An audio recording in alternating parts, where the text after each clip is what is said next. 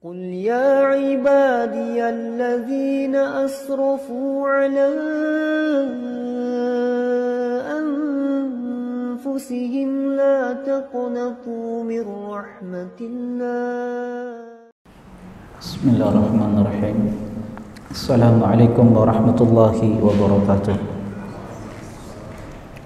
الحمد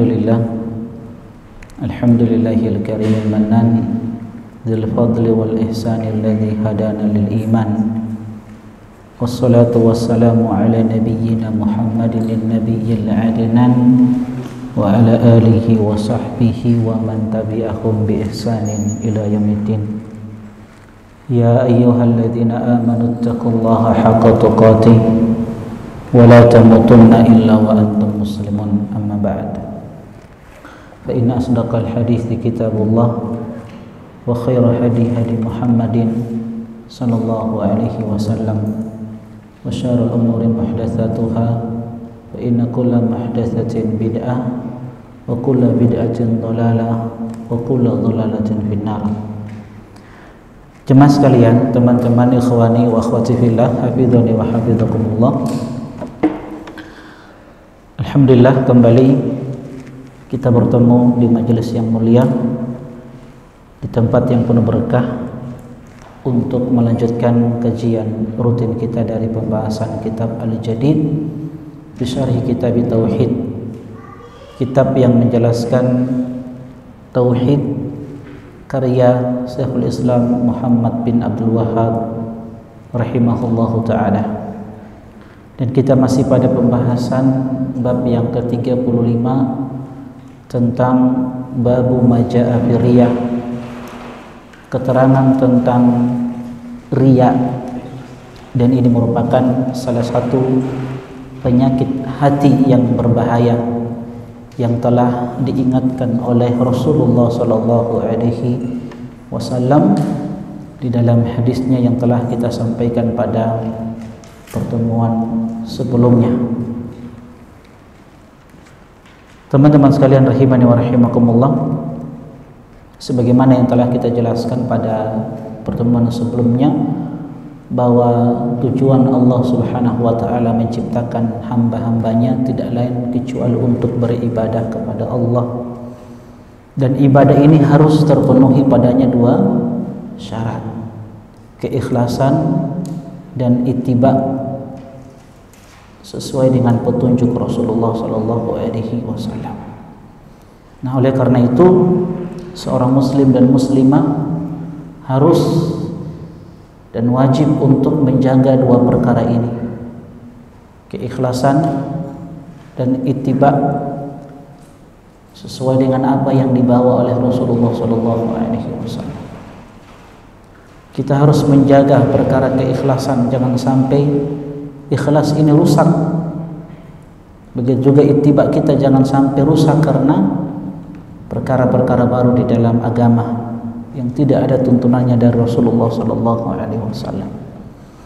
Pada pertemuan sebelumnya telah kita sebutkan dalil yang pertama yang dibawakan oleh penulis kitab Syekhul Islam Muhammad bin Abdul Wahhab rahimahullahu taala dalam surat Al-Kahfi ayat 110, di mana ayat ini menjelaskan tentang kita keimanan yang benar kepada Rasulullah sallallahu alaihi wasallam.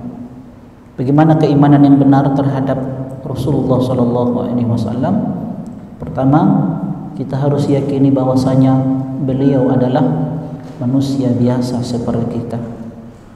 Hanya saja yang membedakan antara kita dengan beliau sallallahu alaihi wasallam, yuha ilayya, beliau mendapatkan perintah, mendapatkan wahyu dari Allah Subhanahu wa taala, yang mana Allah Subhanahu wa ta'ala mengutus beliau tidak lain kecuali untuk mengajarkan tauhid, mengajarkan ibadah yang benar kepada Allah Subhanahu wa ta'ala. Annama ilahukum ilahun wahid. Maka siapa yang berharap ingin berjumpa dengan Allah Subhanahu wa ta'ala dalam keadaan diridhoi, maka hendaklah dia mengerjakan amalan soleh, Dan amalan yang soleh sebagaimana yang telah kita sampaikan bahwa dikatakan dia amal soleh ketika terpenuhi padanya dua syarat, ikhlas dan ittiba, yang ini merupakan konsekuensi dari kalimat ya syahadatain, la ilaha illallah, asyhadu an la ilaha illallah wa asyhadu anna muhammadan rasulullah. Kita masuk pada dalil yang kedua dari sahabat Abu Hurairah radhiyallahu taala anhu secara marfu'. Apa yang dimaksud dengan marfu'? Sampai kepada Rasulullah sallallahu alaihi wasallam. Dari Abu Hurairah radhiyallahu taala anhu secara marfu', qala Allah taala, Allah Subhanahu wa taala berfirman, berarti ini hadits qudsi, ana aghna syuraka'i anisyirki, aku adalah zat yang tidak membutuhkan persekutuan. Man amila amalan asyraka ma'iya fihi ghairi taraktuhu wa syirkah. Barang siapa, kata Allah Subhanahu wa taala, yang mengerjakan sebuah amalan yang di dalam amalan tersebut dia menyekutukan aku dengan selainku, aku biarkan dia dengan sekutunya. Artinya apa yang dia kerjakan yang di dalam amalan tersebut tercampur dengan perkara riya, maka amalan tersebut tertolak, tidak diterima oleh Allah Subhanahu wa taala. Bahkan di dalam hadis yang lain, ketika Rasulullah sallallahu alaihi wasallam bercerita tentang ada orang-orang yang beramal yang amal mereka tercampur dengan riya, mereka beribadah namun di sisi lain mereka mengharapkan pujian dan sanjungan dari manusia, maka di hari kiamat mereka datang kepada Allah Subhanahu wa taala meminta balasan dari apa yang mereka perbuat. Tapi apa kata Allah kepada mereka? Idhabu ilal ladzina kuntum tura'una fid dunya. Pergilah kalian kepada orang-orang yang ketika kalian beramal kalian mengharapkan pujian dari mereka. Hal tajuruna minhum jazaan? Apakah kalian mendapatkan balasan dari mereka dari apa yang kalian perbuat? Nah, ini menunjukkan kepada kita apa yang diperbuat dari amalan tersebut tertolak, tidak diterima oleh Allah Subhanahu wa taala. Sia-sia di sisi Allah Subhanahu wa taala.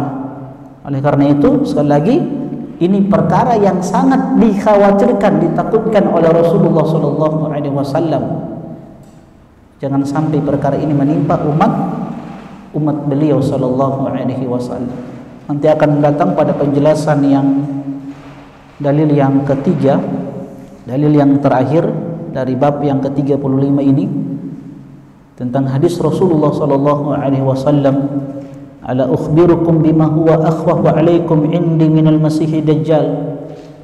Maukah aku kabarkan kepada kalian apa yang lebih aku takutkan menimpa kalian daripada Masihid Dajjal.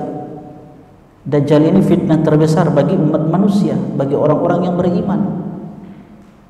Ya, ada orang-orang yang tadinya beriman, ketika dihadapkan dengan Dajjal yang dia memiliki sesuatu yang luar biasa yang Allah berikan kepadanya, ketika dia berjalan di muka bumi ini, tanah gersang itu menjadi subur.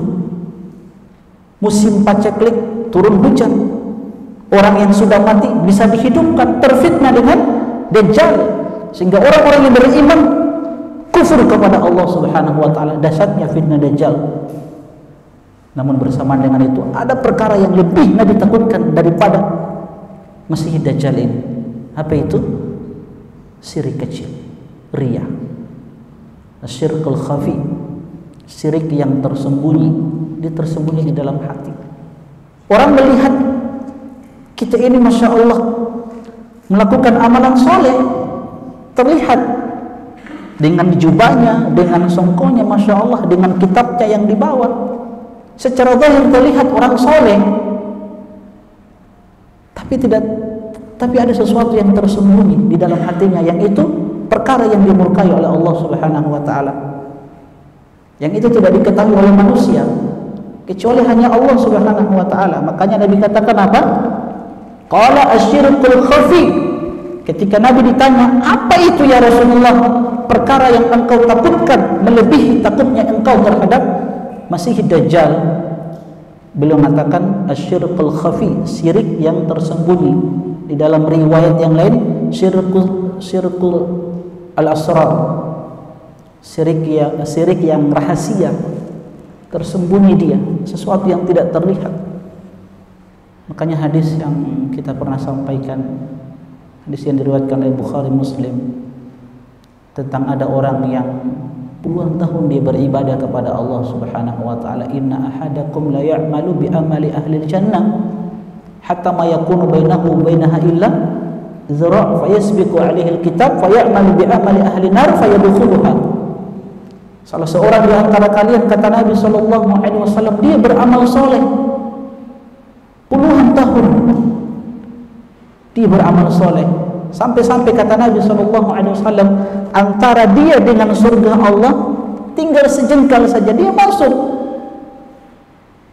tapi dia didahului oleh takdir Allah Subhanahu wa taala, sehingga di akhir kehidupan dia fayamalu bi amali ahli nar, dia melakukan amalan penghuni neraka yang dengan amalan tersebut dia masuk neraka, wal iyadzu billah.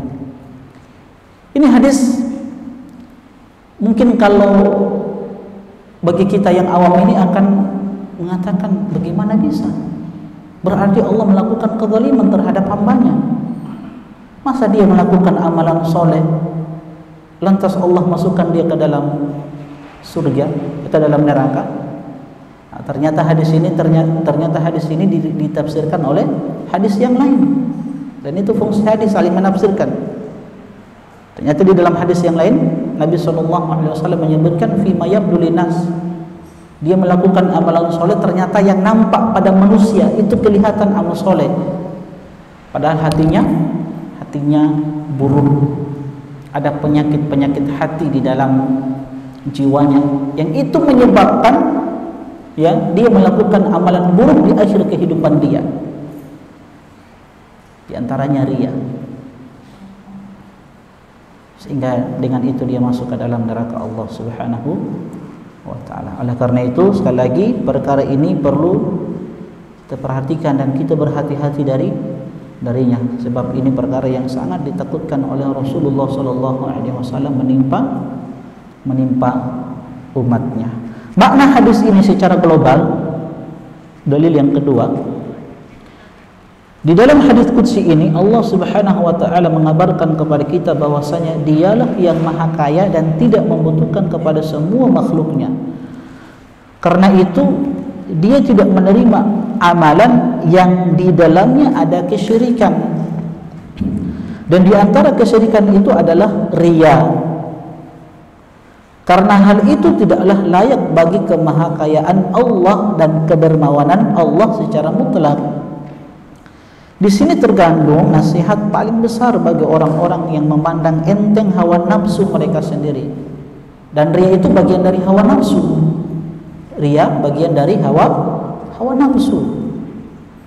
Oleh karena itu kata penulis kitab Syekh Sulaiman Al-Qarawi rahimahullah taala, beliau katakan di sini terkandung nasihat paling besar bagi orang-orang yang memandang enteng hawa nafsu mereka sendiri, sehingga mereka mengerjakan amalan yang seharusnya mereka kerjakan untuk mencari wajah Allah, mencari keridhaan Allah, mencari surga Allah, tetapi mereka tujukan agar wajah manusia juga tertuju kepada mereka, hingga ketika mereka datang pada hari kiamat mereka tidak akan mendapatkan apapun saat mereka bertemu dengan Allah, sebagaimana hadis yang tadi kita sampaikan. Dan dia akan memberikan perhitungan amal mereka secara penuh, dan Allah Subhanahu wa taala maha cepat hisabnya. Oleh karena itu, teman-teman sekalian rahimani wa rahimakumullah, maka kita perlu mengetahui sebab-sebab yang dengannya seseorang itu melakukan perkara yang diharamkan ini, yang ini merupakan dosa besar yang diharamkan oleh Rasulullah sallallahu alaihi wasallam. Apa saja sebab-sebab seseorang melakukan perbuatan riya? Pertama, al-jahlu, kejahilan. Dan jahil ini, kebodohan ini merupakan pangkal dari segala keburukan. Al-jahlu aslu kulli syarrin.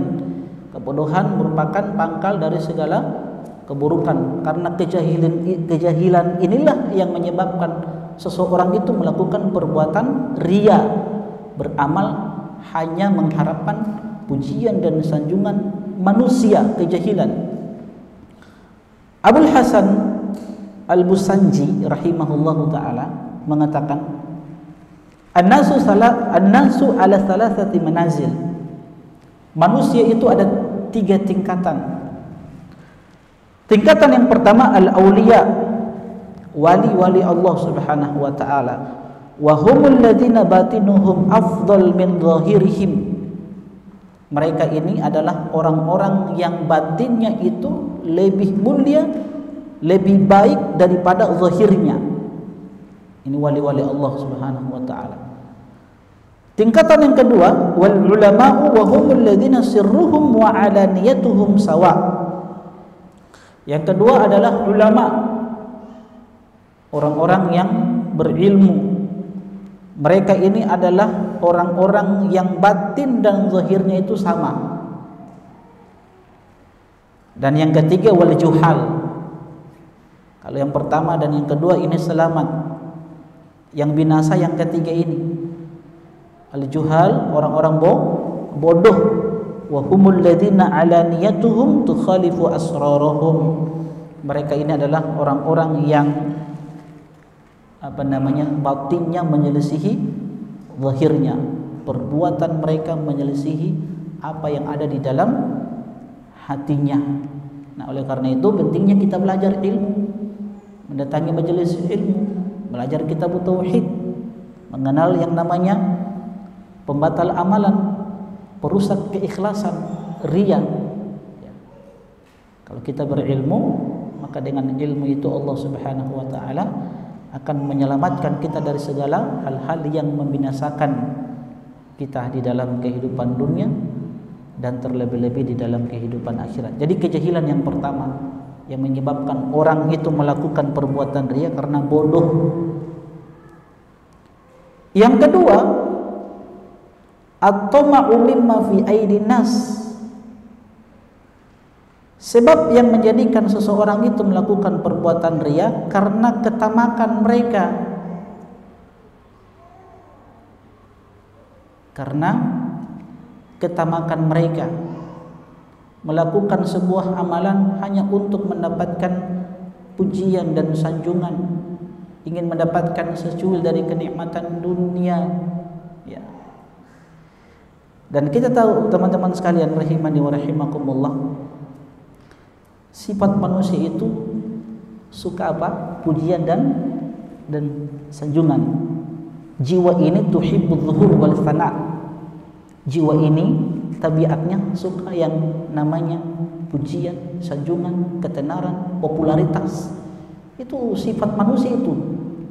Ya, makanya Rasulullah sallallahu alaihi wasallam mengingatkan kepada kita berkaitan dengan pujian sanjungan ini, iyyakum wat tamaduh fa innahu dzabhu.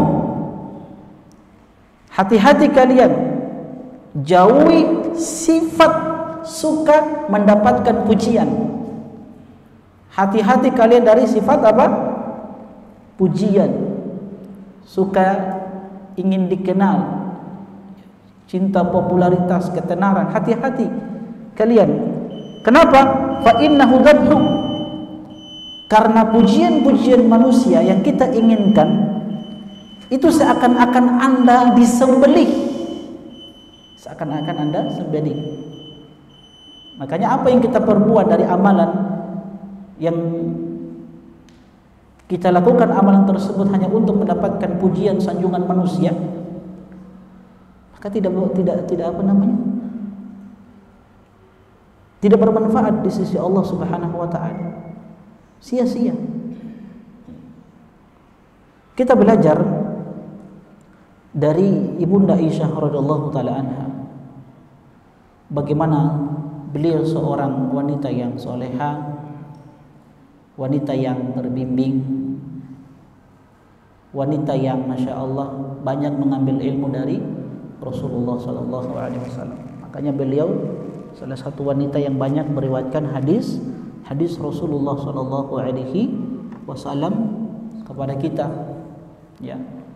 Masya Allah, beliau ini Ibunda Aisyah radhiyallahu taala anha di samping sebagai seorang istri yang harus melayani Nabi sallallahu alaihi wasallam sebagai suaminya, tapi dia tidak lupa kewajiban sebagai seorang wanita muslimah untuk menuntut ilmu. Ya. Makanya sekali lagi beliau banyak meriwayatkan hadis-hadis Rasulullah sallallahu alaihi wasallam. Ketika Ibnu Abbas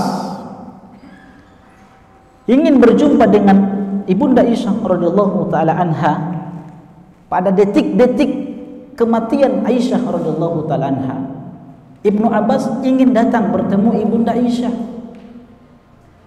Maka ponaannya Ibunda Aisyah radhiyallahu taala anha, Abdullah bin Abdurrahman, anak dari saudaranya, anaknya dari Abdurrahman, memberikan kabar kepada Ibunda Aisyah bahwasanya Ibnu Abbas ingin bertemu dengan engkau wahai Aisyah.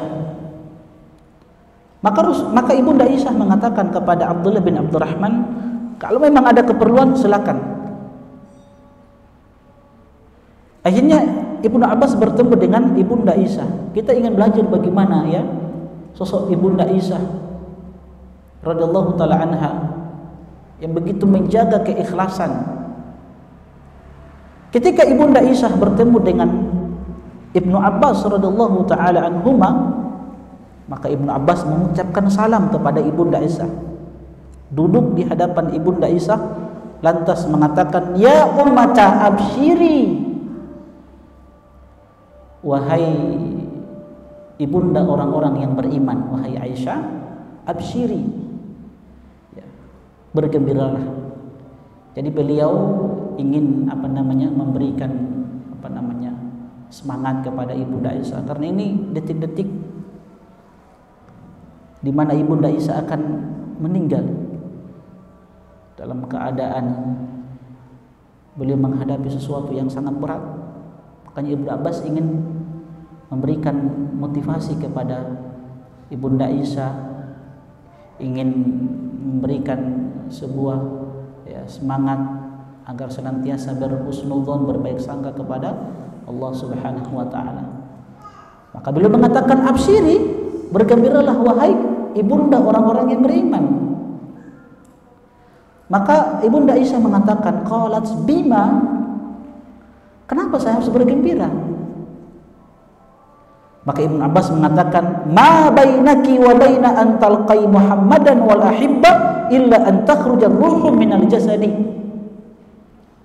Saat ini tidak ada lagi yang menghalangi engkau untuk bertemu dengan siapa?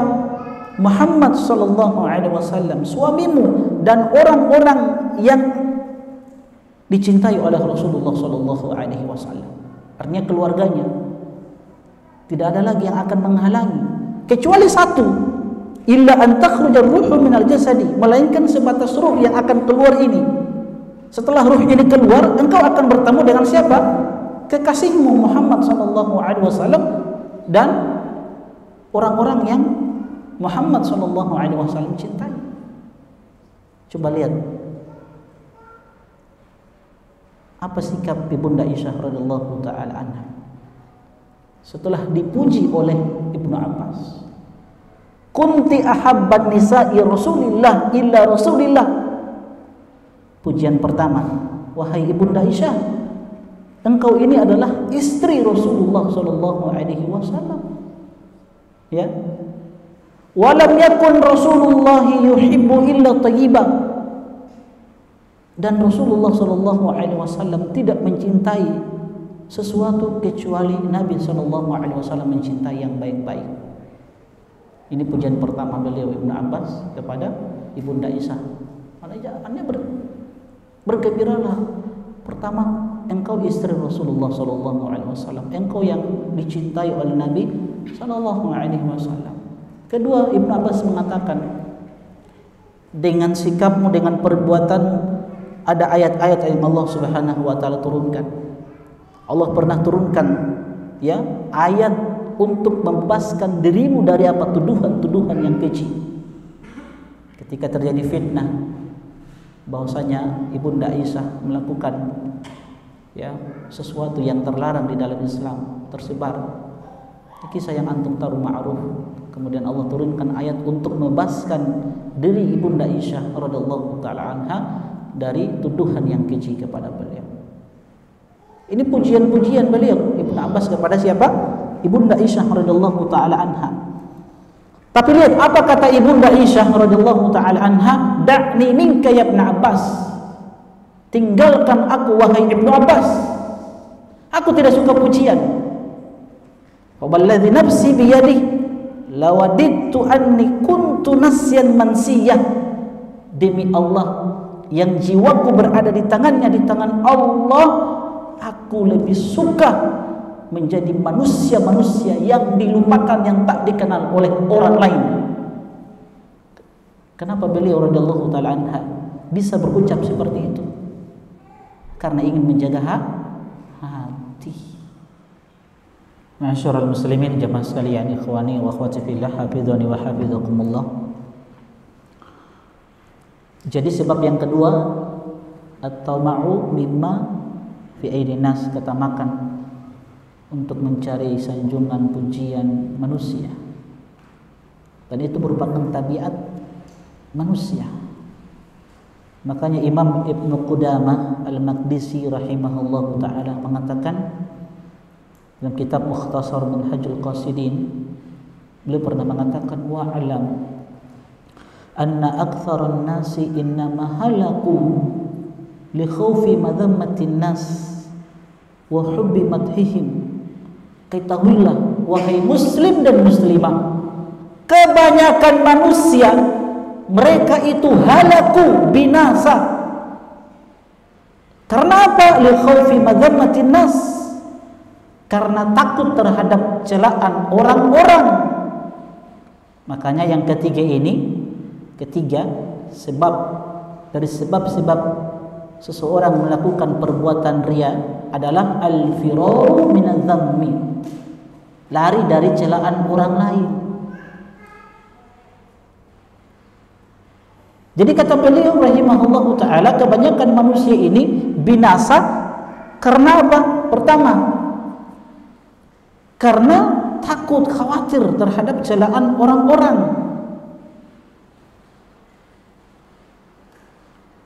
Punya harta yang banyak, Masya Allah, kekayaannya luar biasa, tapi tidak ada keinginan untuk melaksanakan ibadah haji, ibadah umroh, karena memang jiwanya jiwa yang rendah. Akhirnya karena takut dicela orang-orang, banyak doi tapi tidak pernah pergi haji, pergi umroh. Daripada orang mau bilang kita ini ada doi tapi tidak pernah berhaji, umroh, sudah berhaji juga, umroh. Kan kebanyakan orang begitu, hanya untuk mendapatkan pujian-pujian manusia, sanjungan manusia, tidak mau atau khawatir takut dicela. Akhirnya dia melakukan sebuah ibadah bukan karena Allah Subhanahu wa taala, bukan untuk mencari ridha manusia, ridha Allah Subhanahu wa taala. Wa hubbumadhihim, yang menjadikan manusia itu binasa, celaka karena kecintaan terhadap pujian-pujian. Fasarat harakatuhum kulluha ala ma yuwafiqu ridha nas. Sehingga kata beliau, karena dua perkara ini akhirnya apa? Perbuatan-perbuatan hamba manusia seluruhnya hanya berlandaskan apa saja yang mencocoki ridho manusia. Pokoknya apa yang manusia sukai, inginkan, di situ dia. Pokoknya yang penting dapat ridho manusia. Akhirnya dia celaka, dia binasa. Nah, oleh karena itu teman-teman sekalian rahimani wa rahimakumullah, mungkin pernah kita sampaikan di bab-bab sebelumnya bahwa ridho manusia itu tidak akan mengangkat derajat kita di sisi Allah Subhanahu wa taala, sebagaimana celaan ya mereka manusia itu tidak akan menjatuhkan, merendahkan derajat kita di sisi Allah Subhanahu wa taala. Capek kalau terang ini beramal hanya untuk mengharapkan ridho manusia, capek.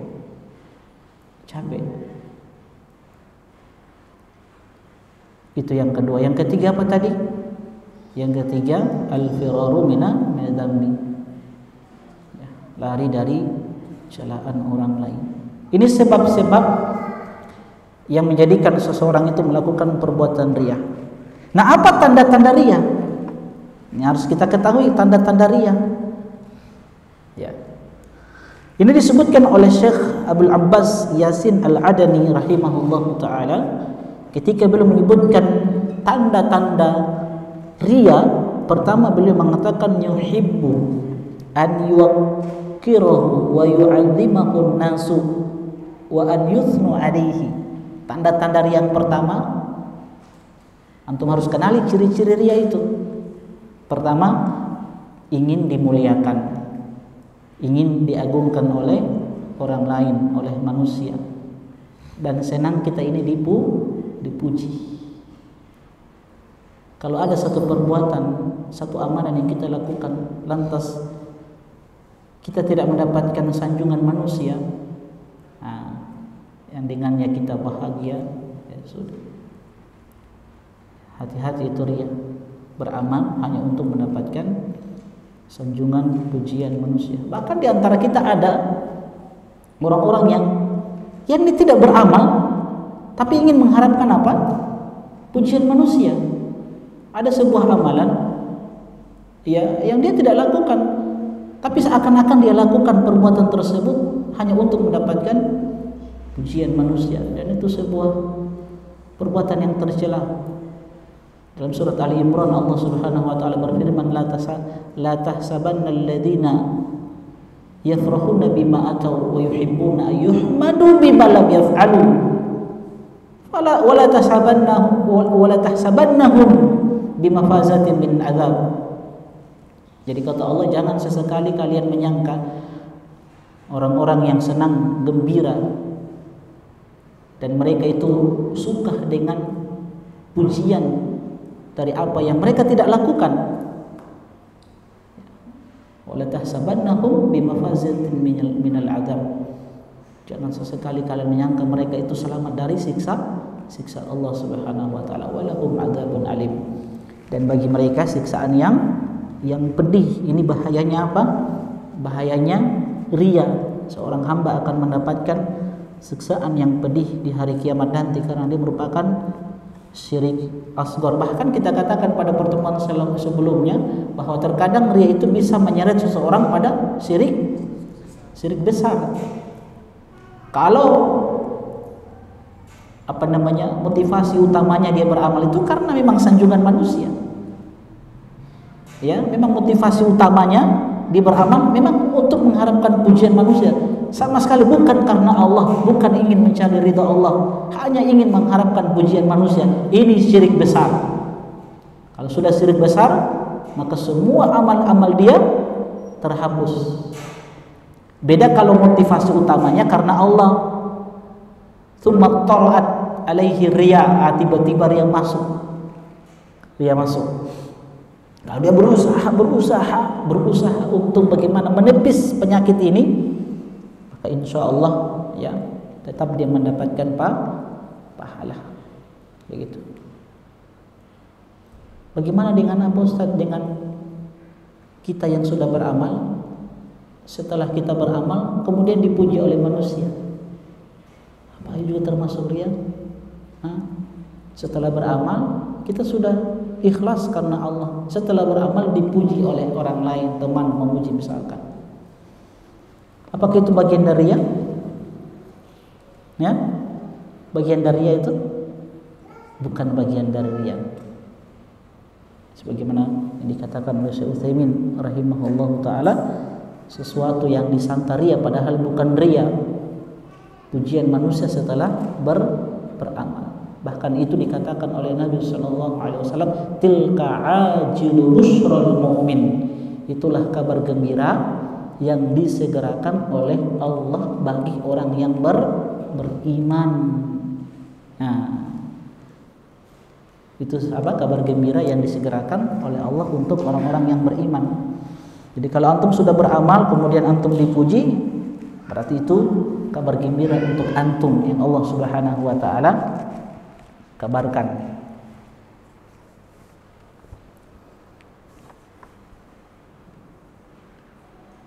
Yang kedua, tanda-tanda riya, an ya'sillaha fi sirri hina la yattali'u alaihi illallah. Tanda riya yang kedua, bermaksiat kepada Allah di saat kesendirian, yang tidak ada satupun melihat dia kecuali hanya Allah Subhanahu wa taala. Dia bermaksiat.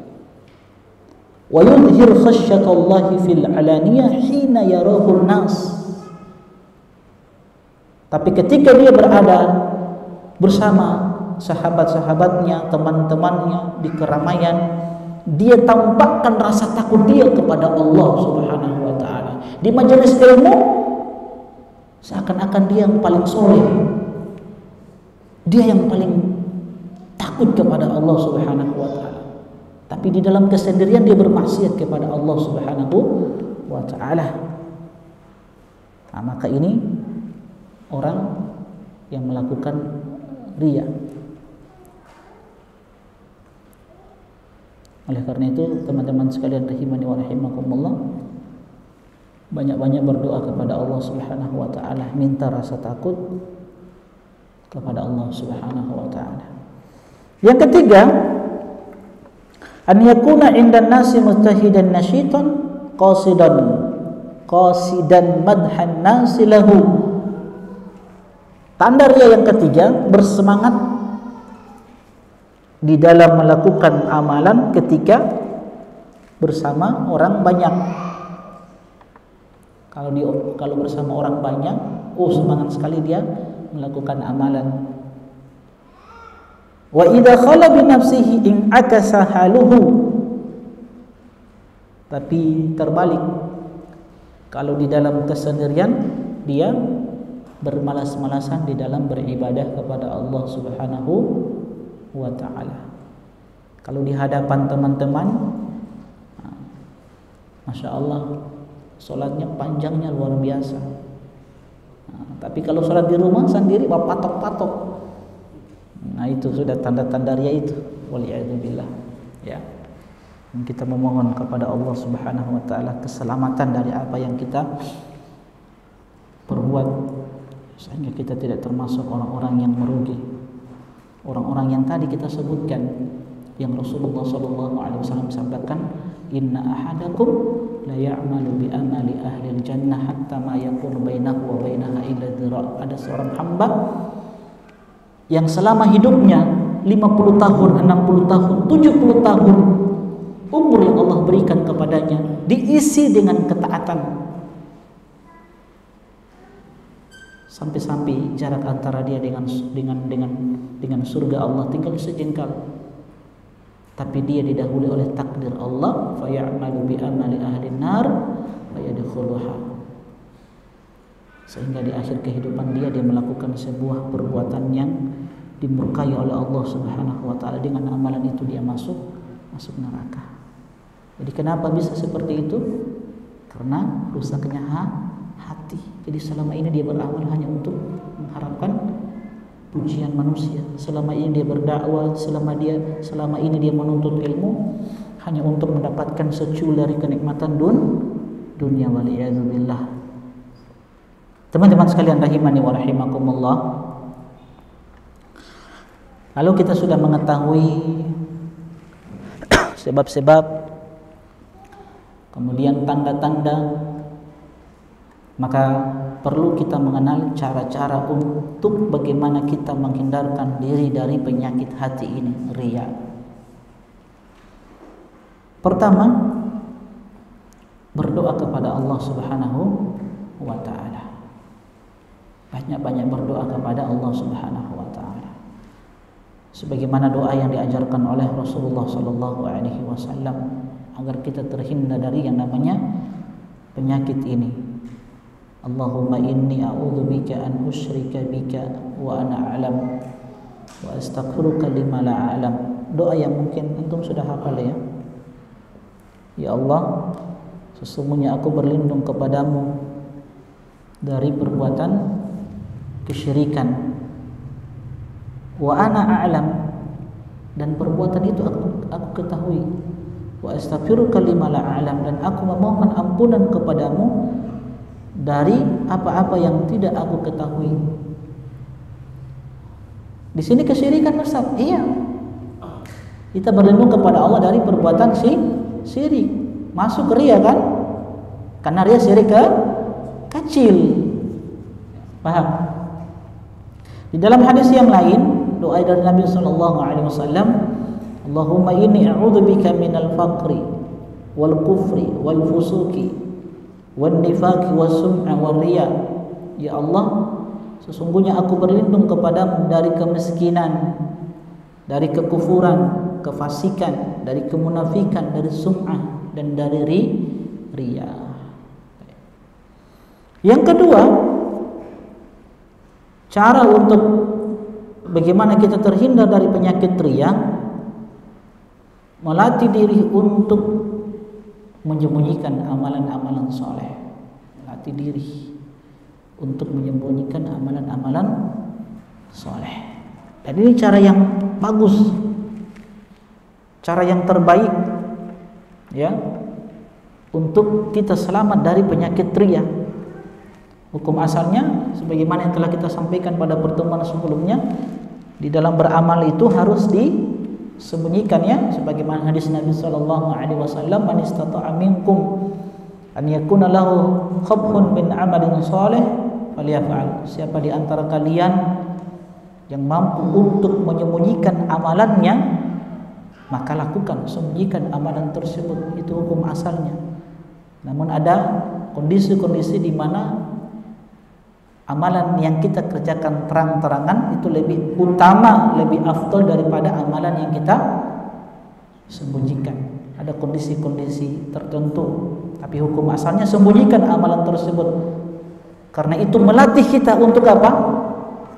Untuk ikhlas kepada Allah Subhanahu wa taala. Dan itu yang dipraktekkan oleh salafus saleh, orang-orang terdahulu di dalam beramal. Saya bawakan beberapa contoh. Misalkan Ibnu Jauzi rahimahullah taala mengatakan, kana Ibrahim an-Nakhai idza qara'a fil mushaf fadakhala dakhilun ghattahu. Ibrahim an-Nakhai rahimahullah taala dulu kalau beliau sedang membaca Al-Quran dan ada orang yang ingin bertemu dengan beliau, tiba-tiba ada orang yang ingin bertemu, melihat beliau membaca Al-Quran, apa yang beliau lakukan? Ghattahu, beliau tutup mushaf tersebut. Ya, beliau tutup mushafnya, berusaha untuk bagaimana amalan ini disembunyikan, ya, dirahasiakan. Ali bin Husain bin Ali bin Abi Thalib, cicitnya Rasulullah SAW, yang digelar dengan Zainul Abidin, hiasan para ahli ibadah. Orang yang Masya Allah, sampai-sampai ya, Imam Zahabi ketika menyebutkan tentang biografinya, ada seorang yang bernama Ibnu Abi Adi ya, mengatakan tentang beliau, Syaibah bin Nu'amah menceritakan tentang siapa? Ali bin Husain bin Ali bin Abi Thalib, cicit Rasulullah sallallahu alaihi wasallam. Saking beliau di dalam menyembunyikan amalan soleh, Syaibah bin Nu'amah menceritakan tentang beliau, karena Ali bin Husain yabkhul. Ali bin Husain itu, kata Syaibah bin Nu'amah, orang yang pelit, orang yang bonggili semasa hidupnya. Falamma mata wajaduhu ya'ulu minhu ahla baitin bil Madinah.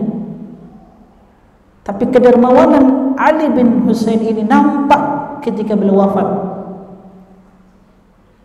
Dulu kebiasaan beliau di malam hari keluar memberikan makan kepada 100 keluarga miskin di Madinah. Jadi setiap malamnya beliau keluar, beliau pikul gandum roti, 1 karung dipikul oleh beliau. Dan beliau sendiri yang memberikan makanan tersebut di malam hari. Sampai-sampai 100 keluarga miskin ini tidak mengenal dan mengetahui siapa pemberi makanan ini selama beliau hidup.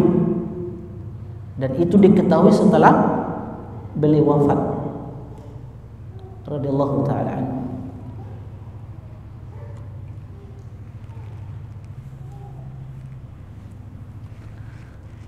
Teman-teman sekalian rahimani wa rahimakumullah. Jadi hukum asalnya seseorang itu menyembunyikan amalnya. Dan kita diperintahkan untuk menyembunyikan amalan tersebut sebagaimana kita pintar di dalam menyembunyikan dosa-dosa. Ya. Makanya amalan-amalan yang sifatnya sunnah ini sebaiknya dikerjakan di mana? Di rumah. Amal sunnah seperti apa? Salat sunnah. Salat sunnah itu kan afdolnya di mana? Di rumah. Apa hikmahnya? Pertama, melatih supaya ikhlas. Kedua, hikmahnya dengan melaksanakan sholat-sholat sunnah, amal-amal sunnah di rumah, itu sebenarnya kita memberikan contoh pendidikan kepada istri dan anak-anak. Karena kita suami sebagai panutan teladan di dalam rumah tangga.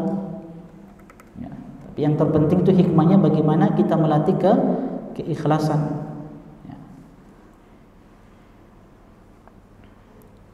Yang ketiga, bahaya cara selamat dari riya. Muhasabah atau tafakkur, merenungi tentang nasibnya orang-orang yang melakukan riya di dalam kehidupan dunia dan kehidupan akhirat. Dalam kehidupan dunia mereka orang-orang yang capek, orang-orang yang lelah, yang beramal hanya untuk mendapatkan pujian manusia, yang itu tidak bermanfaat untuk kehidupan akhirat mereka. Adapun dalam kehidupan akhirat, sebagaimana hadis yang telah kita sampaikan pada pertemuan yang lalu, 3 orang yang Allah Subhanahu wa taala lemparkan ke dalam neraka jahanam sebelum para penyembah berhala.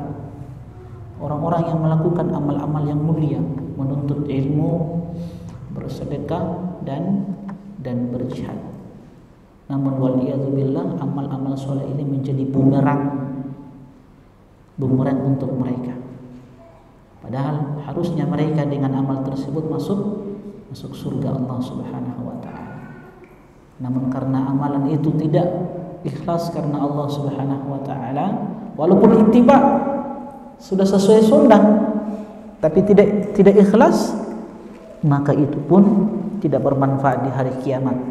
Yauma tubalas sarair, yang kata Allah, hari di mana semua yang kita sembunyikan ditampakkan. Tidak ada lagi yang dirahasiakan di hari kiamat nanti. Semua ditampakkan. Hati-hati teman-teman sekalian rahimani wa rahimakumullah, semua Allah Subhanahu wa taala akan tampakkan di hari kiamat nanti. Sehingganya kita sebagai seorang muslim dan muslimah harus belajar mengenal Allah Subhanahu wa taala, tentang nama-namanya, sifat-sifatnya, yang dengan itu kita akan senantiasa membesarkan dan mengagungkan Allah Subhanahu wa taala, sehingga tidak beramal kecuali beramal karena Allah Subhanahu wa taala. Kita berdoa kepada Allah Subhanahu wa taala semoga semua amal-amal soleh kita diterima oleh Allah Subhanahu wa taala, dan apa yang kita perbuat dari kebaikan-kebaikan ini menjadi sebab yang dengannya kebaikan-kebaikan atau timbangan kebaikan kita di akhirat nanti diberatkan oleh Allah Subhanahu wa taala. Terakhir saya mau ingatkan, sebagai seorang